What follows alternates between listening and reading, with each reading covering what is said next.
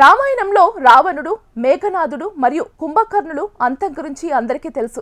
కానీ నేటికి ఒక ప్రశ్న అందరిలోనూ ఆసక్తిని రేకెత్తిస్తుంది. రావణుడి మరణం తర్వాత అతని చెల్లెలు శూర్పణఖ ఏమైంది? ఆమె లంకలోనే ఉందా, లేదా ఆమె ముగింపు ఏదైనా తెలియని కథలో దాగి ఉందా? ఈ ప్రశ్నకు సమాధానం తెలుసుకునే ముందు స్వయంప్రభ అనే రహస్య పాత్ర గురించి తెలుసుకోవడం చాలా ముఖ్యం. స్వయంప్రభ అసాధారణ శక్తులు కలిగిన ఒక యోగిని. దివ్యమైన మాయ ఉపవనంలో నివసించేది. ఆమె జీవితం తపస్సు, సాధన మరియు కరుణతో నిండి ఉండేది. శూర్పణఖ ఈమె కరుణను ఆసరగా చేసుకుని మోసంతో స్వయంప్రభను బంధించిందని చెబుతారు.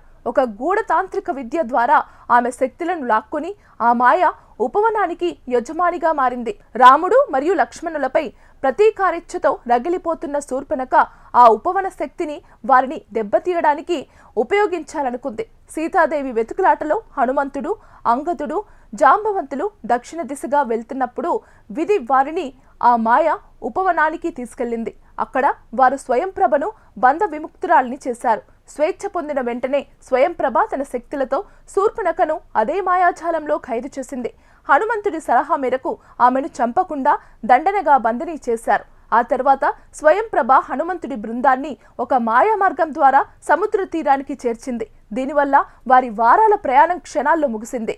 స్వయంప్రభ శూర్పణఖకు ఒక శాపం ఇచ్చిందని గాథలు చెబుతున్నాయి.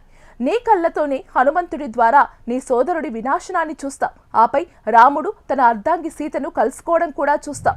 తన కుల వినాశాన్ని మరియు ధర్మ విజయాన్ని కల్లారా చూడటం అనేది శారీరక హింస కంటే పెద్ద మానసిక శిక్ష.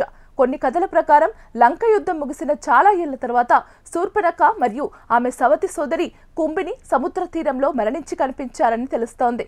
అయితే ఈ ప్రస్తావన అన్ని గ్రంథాలలో ఒకేలా లేదు.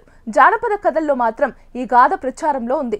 ఈ విధంగా శూర్పణఖ కథ కేవలం ప్రతీకారానికే పరిమితం కాకుండా శక్తిని దుర్వినియోగం చేస్తే కలిగే పరిణామాలకు నిదర్శనంగా నిలుస్తుంది.